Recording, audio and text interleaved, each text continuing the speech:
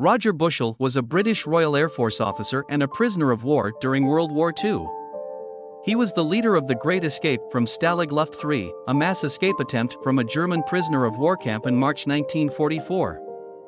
Bushell, who was known as Big X among the prisoners, was the driving force behind the escape and was responsible for organizing and planning it.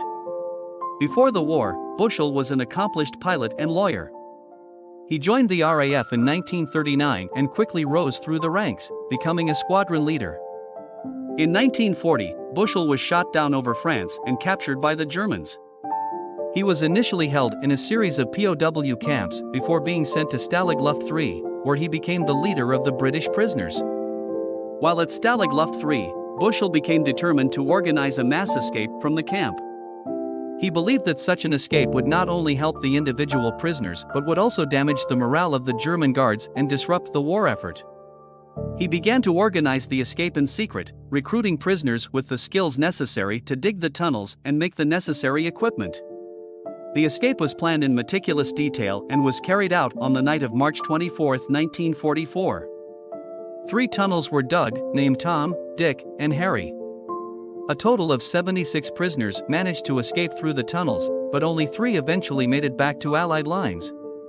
The remaining 73 were recaptured, mostly within a few days of the escape. In retaliation for the escape, the Germans executed 50 of the recaptured prisoners, including Bushell. The executions were carried out in various locations in Germany and Poland. The story of the escape and the executions was widely reported in the press, and it had a significant impact on public opinion about the war. The execution of Bushell and the other prisoners was condemned by the international community, and it was seen as a war crime. It was a stark reminder of the brutal nature of war, and it served as a powerful symbol of the courage and sacrifice of the prisoners.